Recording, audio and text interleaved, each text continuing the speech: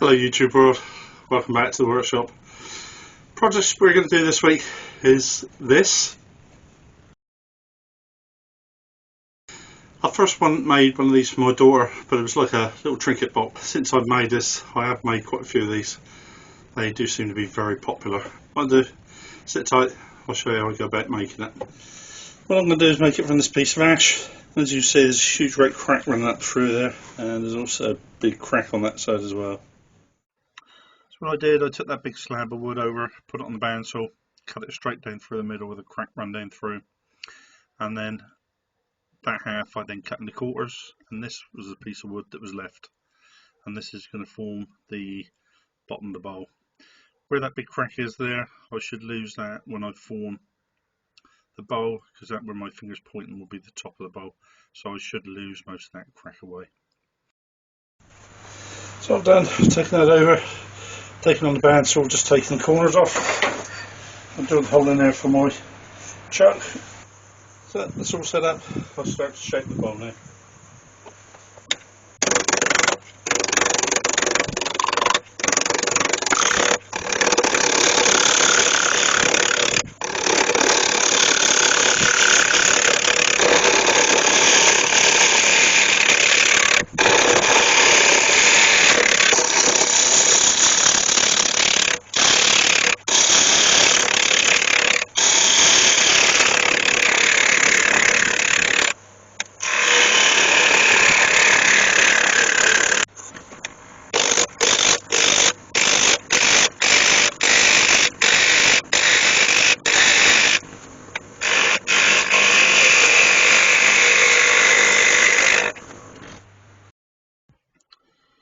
So I finally managed to get this down to a round shape, and now what I'm doing is defining the shape of my bowl.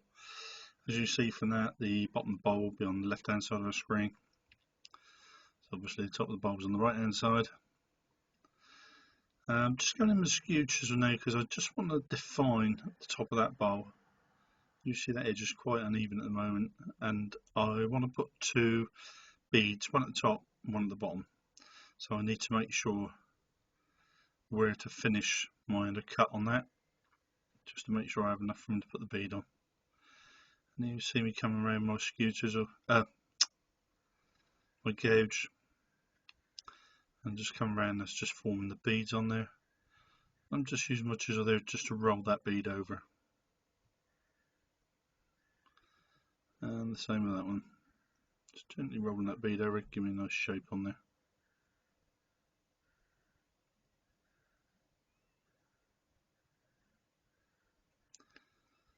Just going in, just giving myself an undercut on the bottom, make sure that the piece sits nice and flat on any surface. And now I'm just taking the tailstock support away, and I'm just very gently taking that nub off of there, and that'll give me a nice flat bottom then. So I'll clean that bottom up now, and what I want to do is put a small recess in here. So I've gone on with my calipers and I marked the size, because what I want to do is put my, when I turn this around in a minute, I want to go in my 50mm jaws, and I'll put them inside of that recess and open that up in expansion mode, and then that will allow me to hold that piece when I turn it around, and then I can work on hollowing the other side. I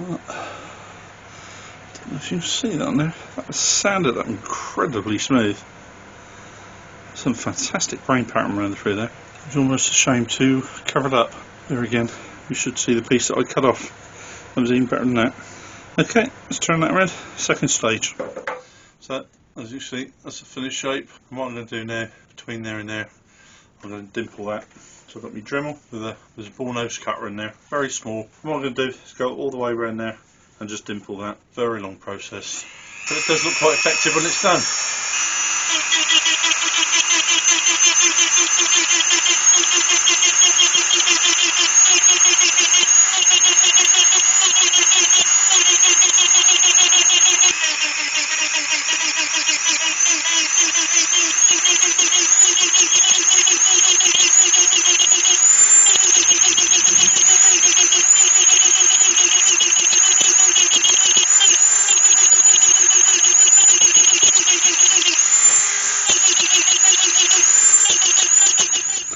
As you see, that's dimpled all the way around there.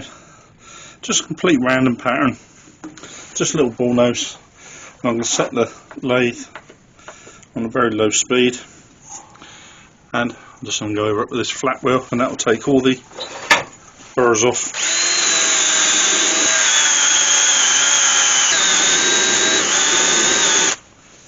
Here we have the pot. I've got it upside down. I haven't hollowed it yet because I don't want any of this black anodizing spray to get inside, because I want to leave that as nice natural wood inside. Also the bottom, I'm going to try not to get too much on the bottom there, but at the same time I want this band covered so I can sand that off at a later date. So it's just starting now. I'm just sand colouring this with ebonizing lacquer.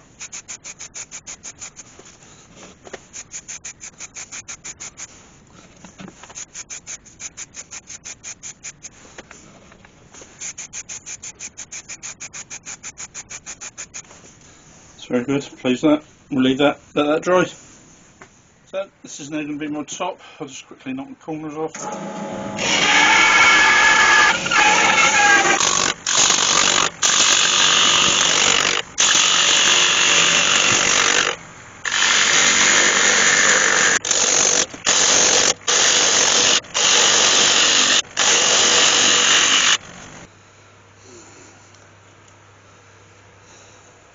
Alright, it's a lovely piece of wood, but I'm not going to use that. I've got that big knot come through there, that comes through there. I've still got all that bark inclusion there. Probably make a very nice bow, but just not what I want. Okay, that's a bit annoying. I would have liked to have used that, but it was all wrong. I've just gone through my blank pile and I found this, which will do on admirable for what I want. Quite a bit bigger. Let me soon whip that down to size. I've got that down, that's oversized there, and what I've done, I've started to hollow that, because as that's going to be the lid, that, where are we? That will be my rim. I'll take all this away, and that needs to sit snugly inside of there. So now I'll turn that down. I've made that.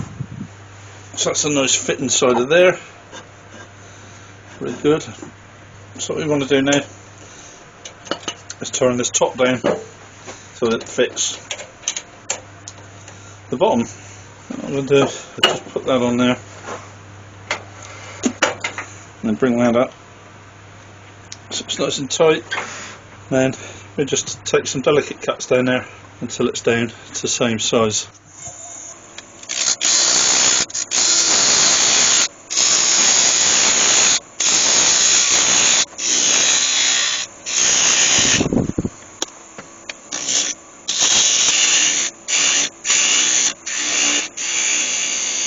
Just want to face it off across the top.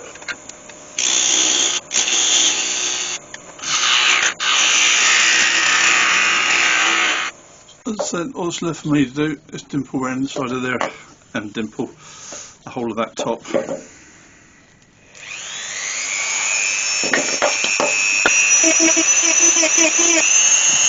You've seen me do it before. I'll get back to you when it's finished. As you see, that's the top all dimpled, the sides all dimpled. I've given it a quick clean up. What I'm going to do now is I'm going to spray that black, and we'll come back in the morning and finish that off. Well, there we go, YouTubers. I've left that overnight. There's a lid, nicely dry. That's our base. This little pot. Just get to the fun bit. Hollow it out.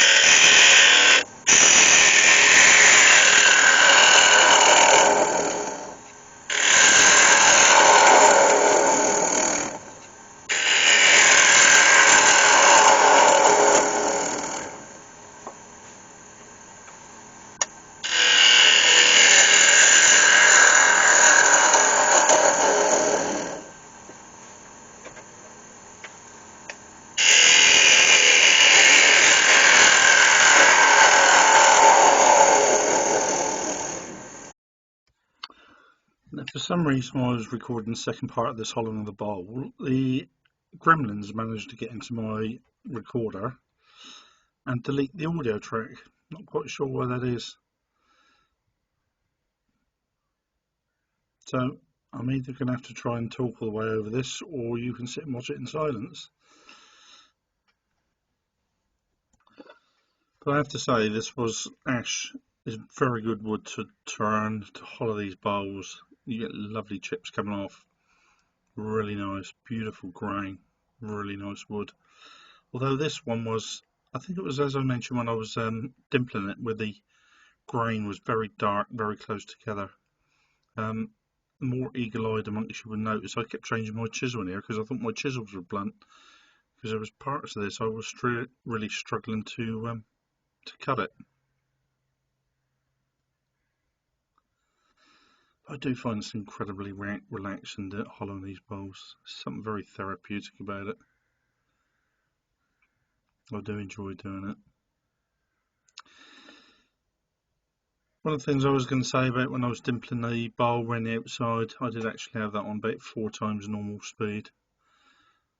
I just wish it was that fast in real life, because that is a very tedious job working your way around there, putting all those little dimples in there. What I'm actually trying to achieve here is you come down the side walls of the bowl and you want a nice transition into the bottom of the bowl, and you don't want to feel any ripples across the bottom. You can see that last cut there, just about got rid of that. You can see some ridges in there, and there was a small dimple on the bottom. This will now sand out, so I'm quite happy with that. This tool is quite a new acquisition for me. It's a Hope sanding tool. I wish I'd bought one of these years ago. That makes such a difference to sanding inside of my bowls. It really does get a really good finish. I would thoroughly recommend these to anybody. Go and buy yourself one. Absolutely brilliant there. So what I'm going to do now is apply a little bit of sanding sealer. Just bring that grain right out.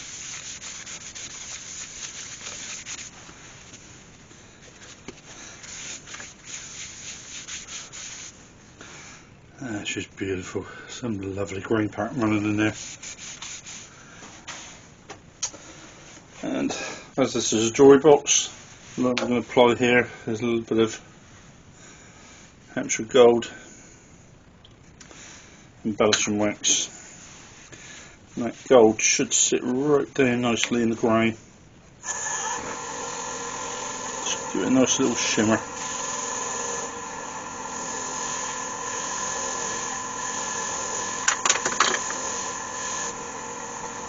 Lovely. And just see the grains, the gold sat down in there, it just catches that nicely. Now, in just a minute, between that bead and that bead, I'm going to apply some colour, but I'm going to put that gold on those 2 beads because they will stay the same. And that, you can see the grain pattern in there, and that gold should just sit down in there, just very subtly enhance those beads. So just got a tiny little bit on my finger. I don't want too much.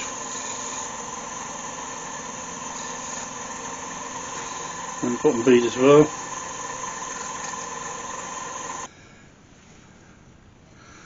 As you see, that gold sat down there beautiful. It's really nice.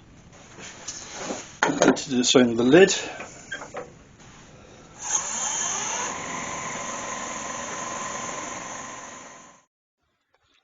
Next up, I needed to make a finial just to sit on the top of the lid. So just basically something to get hold of to lift the lid off with. So I just found a scrap piece. I think this is ash. I might be wrong. And so I've got it set up in the chuck. Got a revolving centre on the other end. And that's where it needs to sit in there. So I'll just quickly knock the corners off. I'm just marking that piece of wood was only just wide enough.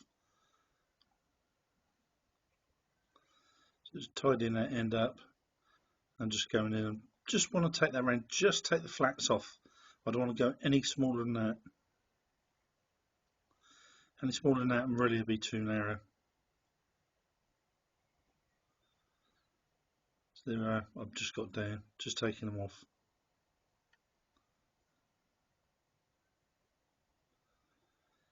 And now I can start forming the finial. I want to start off with quite a classic teardrop shape on the top. And then just work my way down, just putting in some coves and some beads. If anybody's seen me do these before, really I'll just make it up as I go along. See what looks nice. So there's my teardrop shape on the top. Just coming in with a cove behind with another bead.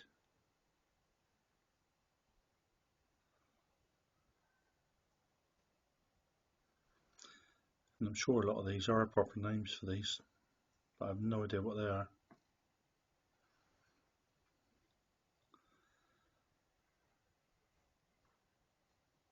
So this, what I envisage is when this is set up on top, that big piece is the piece that you would actually get hold of when you went to lift the lid off.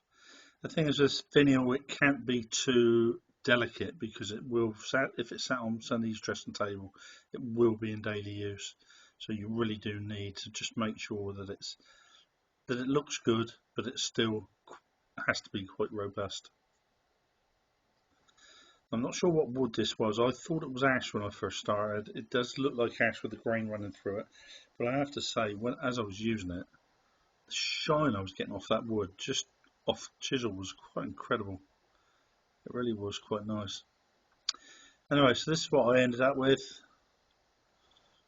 But I didn't really like it that much, to be honest. I did start sanding it down. I was looking at it, not overly enthralled with the shape, and I ended up taking that top teardrop off. Didn't like that at all.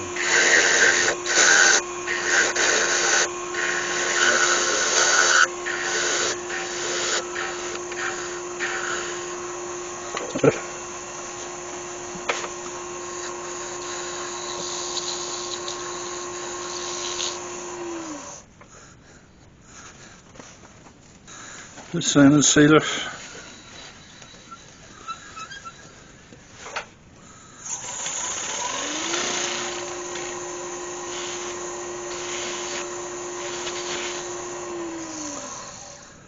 I was going to spray that black, keep it in line with the rest of the lid, but do you know, I really like that. It's a lovely piece of wood. I'm going to give that a bit of gold embellishment. So next step is to colour the sides. I'm going to use this metallic blue, and this is a process called dry brushing. Anybody's watched my channel before, they will have seen me do this. I've got one of my wife's old makeup brushes, and what you do is you get a little bit of paint on the brush, take most of it off on the paper, and then you just lightly flick it over the top, and what it does, it will cover your bowl without actually going into the holes. So it just covers really the wood in between all the holes, and you end up with a lovely effect of the blue, and the black still shines through underneath. I started off with a makeup brush, but I soon realised that I couldn't get in very close to the edges, so I swapped to a paintbrush, which is very, very fine, very soft, and it led me to go right up to the edges without touching the beads at either side. And it's really just a matter of working my way around the bowl until I'd covered it all. I just carried on with this until I'd finished the bowl and the top and the sides of the lid. It is quite a long process. You have to be very careful because it's very tempting to overload your paintbrush just to cover more of it very quickly. but you will if you go back over and have a close look at it. You can see where you got a little bit impatient, and some of the holes are filled with blue paint, and that really is what you'll try. Well, there you go, YouTubers, another completed project. Rather pretty little jewellery box. Lovely piece of ash inside of there. Beautiful grain pattern. Same inside of there.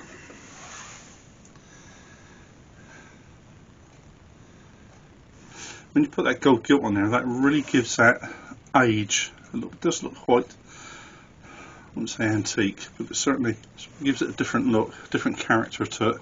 They're good projects to do, good fun things to do. Just something a little bit different. They are quite time consuming. Certainly not a 5-minute project. So, thank you all very much for watching. Hope you all enjoyed it, because I certainly had a couple of fun days down in my workshop. So, until next week, you will take care of yourself. I'll see you then. Bye bye.